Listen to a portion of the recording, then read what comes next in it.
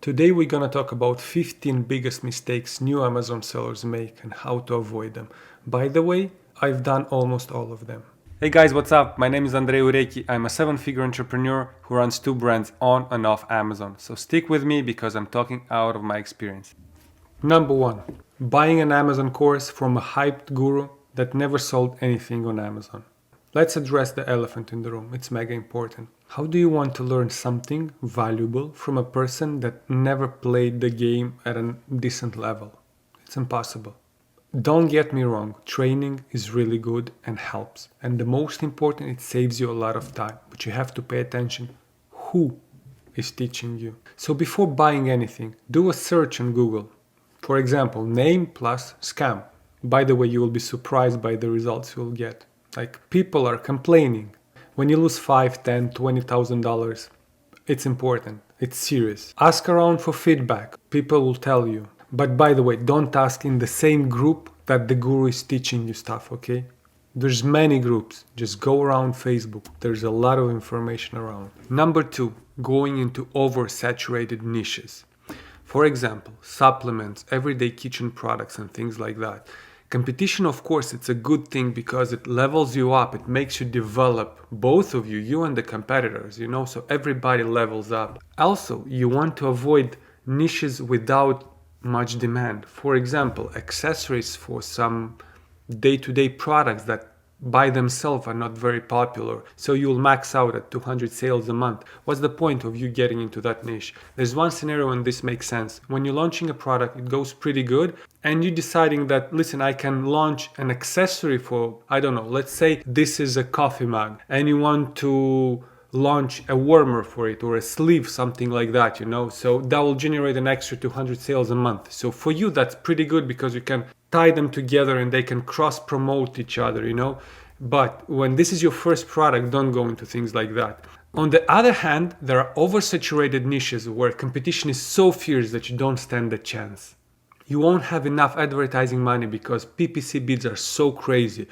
For example, $10 to $15. Yes, supplements have PPC north of $15 per one click. On the other hand, there are niches where bids go as low as 30-50 cents. So that's what you want to get. It's better you be in the middle. What I like to do. So I'll go on Amazon and look at the top sellers and evaluate the following things. I'm looking at the reviews, if they are in a healthy range. For example, it's one thing when there are 2,000 to 3,000 reviews, 5,000 reviews for the top sellers, and there's another thing where there are 50,000 reviews, 100,000 reviews and up. There's niches like that. Another thing, I'm looking at the listing quality. Think clearly, can you make a better listing than what they have? If the answer is yes, there's another plus for you. What I also like to do is check for the sales distribution. I like to see a healthy pattern. For example, it's a no-no for me when I go on Amazon and I check and I see that there is name brands only and they lead the market. Let's say top 5 guys take the majority of 80,000 sales and the rest is taking just 500 sales each. That's a no-no for me. What I like to see is that if you're ranking in the top 10, you have a chance to get about 1,000 sales a month. That's already something you can work with. It's a good amount of cash. Number 3, not enough budget. Not calculating correctly your stock, shipping, and advertising. Many new sellers think like that. Okay, so the product is $5 in China. I need 1,000 units. That's $5,000 and I have a business. Well, guess what? It doesn't work like that. Whatever number you come up with, you have to multiply that by 4. You have shipping duties and that can easily add up another $1,000 or $2,000 on top. Now you will think 1,000 units will last you for 60 days. So when you sold 500 units, let's say in 30 days, you're like, okay, it's time to reorder another 1,000 units and you're good. Well, guess what? It's too late already. Here's the thing. Manufacturing cycles take about 30 to 60 days. Shipping takes about 30 days by sea and about 4 to 5 days by DHL Express. But that's very, very expensive and you probably don't have enough margins for that. If you have, good for you, skip this part. Now think, that means 2-3 months production and receiving cycle. We won't even put in consideration Amazon transit times, which also takes a lot of sales because your inventory is in transit between fulfillment centers. So the prime delivery is not anymore 2 days, but can be up to a week or 2 weeks. So people won't buy that fast. So you left with 500 units of stock and you think you have 30 days of stock, but your new stuff will come in 2 months at least. Well, you will be out of stock for a month. How do you think? What will happen to your listing in a month out of stock? It's dead and you need to relaunch again. How we do it? Order enough inventory to last for 2 production cycles. So if your cycle is 2 months, get it for 4 months. Here are 2 more options you can go with. You can reorder another shipping right after your launch. You're selling for a week and you see that everything goes good, so you can place another order. That can also be a stretch. Make a deal with the supplier. Instead of ordering X amount that you needed initially, go 2 times more and make an agreement that you hold half of that inventory at the factory and you pay only when you need to ship it. And you can tell them, listen, I will ship it in 2 months, something like that. Some suppliers will agree on that, and that can save you some money. Marketing and PPC. This is a big one as well, and not everyone is considering it. Launching a product is pretty expensive. You will need an average of $30 to $100 a day, and that's another potential $3,000 a month expense.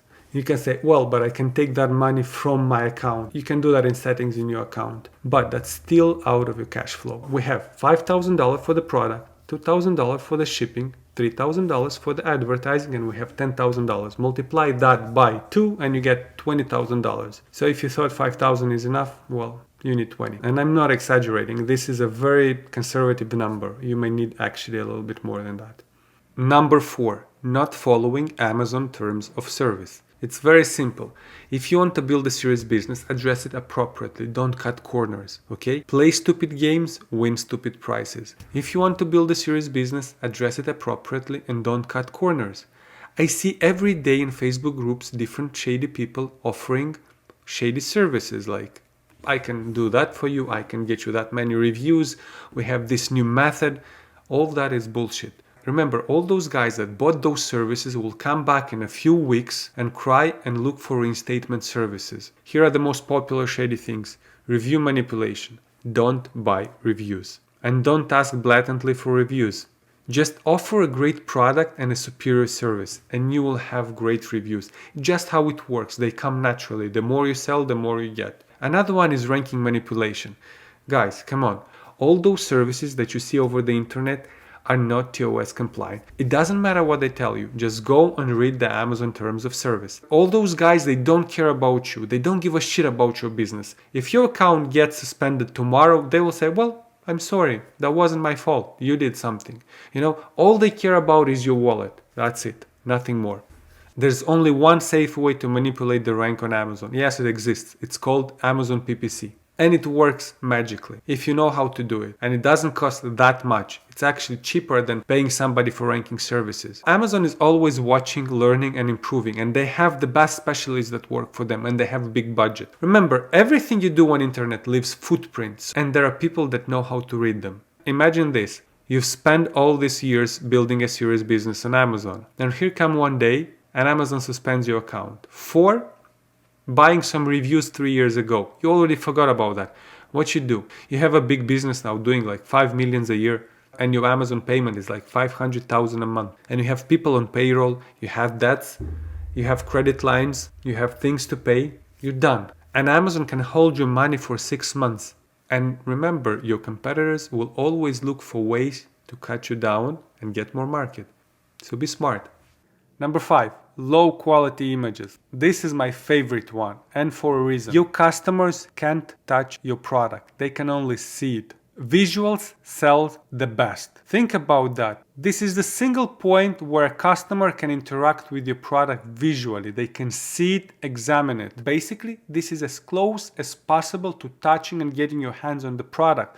They can literally flip it in their hands and look at it. Except it's on their screens. The better your images, the better you will convert and sell. So who wins the images wins on Amazon. You can have a subpar copy, a mediocre title, not the best keyword optimized listing, but with great images you will still do well. I divide images in 2 categories. First is for CTR, second is for conversion rate. Now, for CTR, it's your main image and all of the rest is for your conversion rate, meaning a person that's searching something on Amazon sees your product in search, and if they like it, they will click on it. With the main image, you will lure potential visitors in your listing and convert them with the rest of the images. Your main image has to be perfect, the best you can afford. Don't expect great results from $5 images on Fiverr. It's impossible. You need somebody with experience, and experience doesn't come easily. Try to find an experienced photographer that knows what he's doing. The best way, I think, is to look at your friends and Facebook groups. Try to get recommendation from those who have proven photographers, meaning they liked what they did for them and it actually helps sell better. I'm sure a lot of sellers will share with you because we like to share good stuff. Because sharing makes you look good, right? Okay, but getting a great shot is not enough.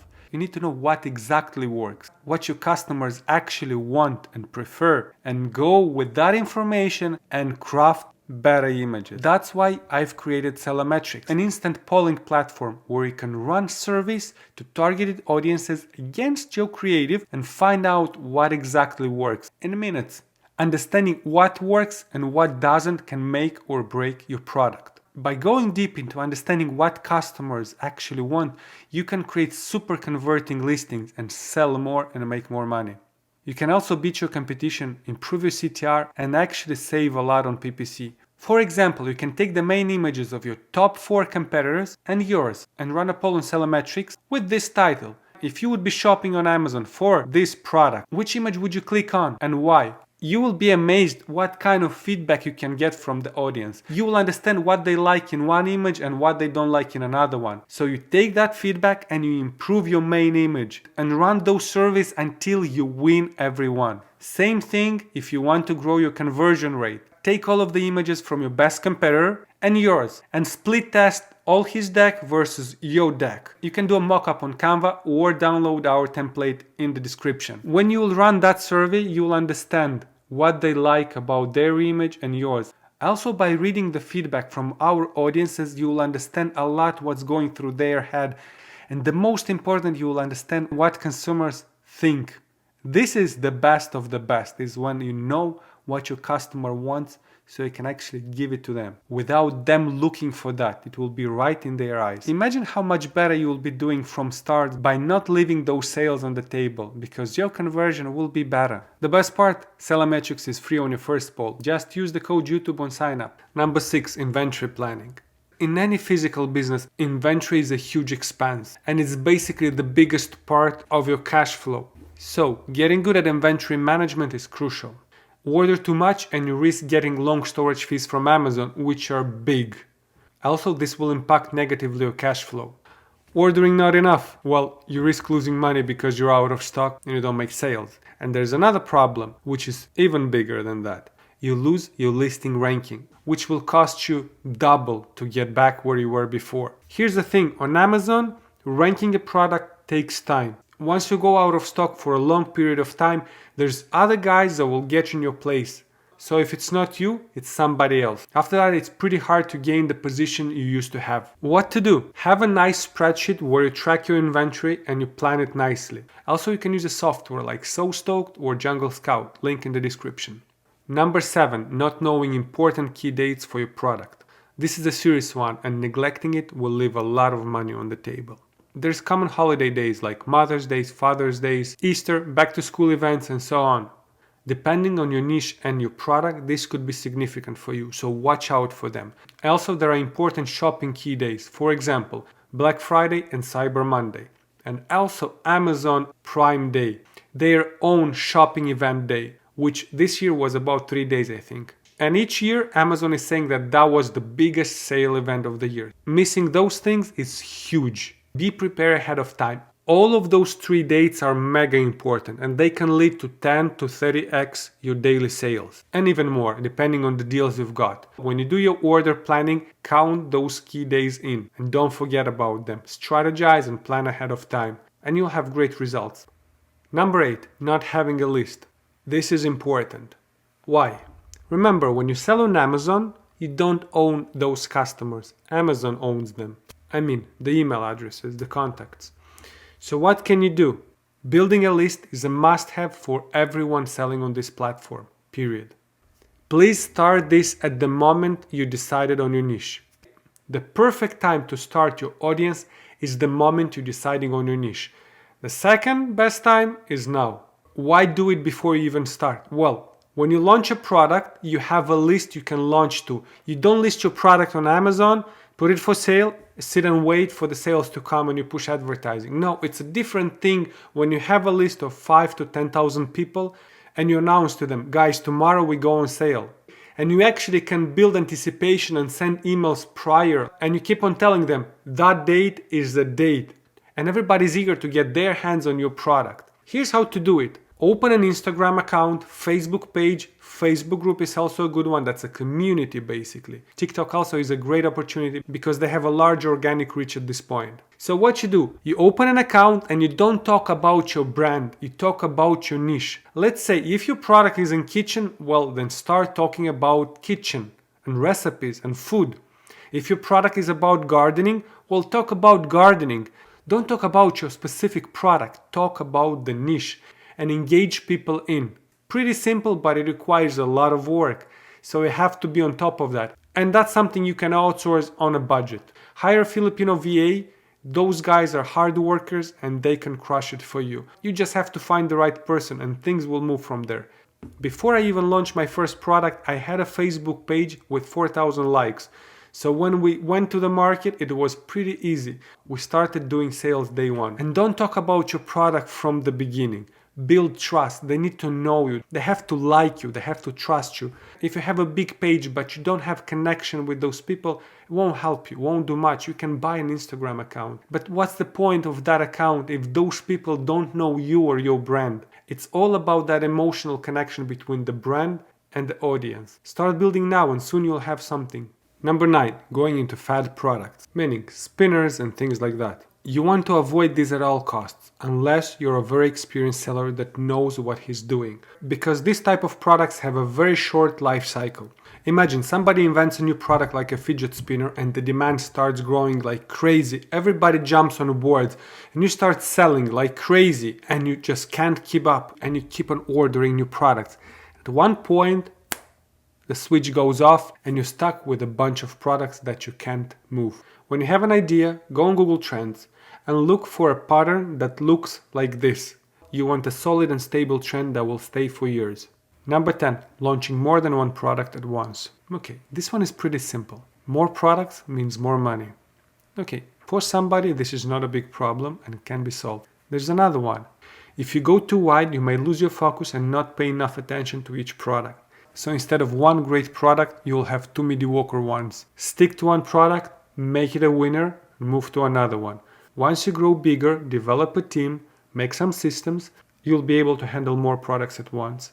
11. Not sticking to one niche or one brand. This one is similar, but not really. You will double everything, except you may not have double the money. You'll have 2 websites, 2 communities to work on, and 2 products, and 2 brands. Now, when you have one single brand in one single niche, 2 plus 2 equal 5. And when you have 2 different brands in 2 different niches, 2 plus 2 may equal 3. So make your choice and be smart. When the products are in the same niche, slowly they help each other and they promote one each other. So the customers that bought your first product can go and purchase the second one. And that's a win-win for you and you won't spend that much to get the second sale.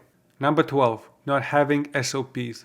SOP stands for Standard Operation Procedures. Look, we have only 24 hours in a day. You have only 2 hands and only that much decision power in a day. We're just like a battery, so we need to recharge and the charge is limited.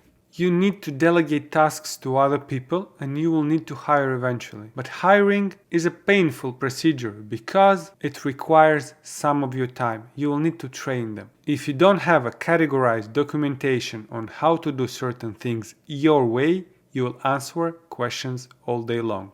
Also, a big part of your team performance and efficiency is related to how well and organized your systems are. I think the best is when you mix videos and text. I prefer Loom for all my screen recordings because it can record my screen, my webcam and my microphone. Also, each video gets a shareable link, so it's very easy and handy to use. I also use Google Drives because it's on the cloud. I can set up access and limit access easily. Now, how to organize these things?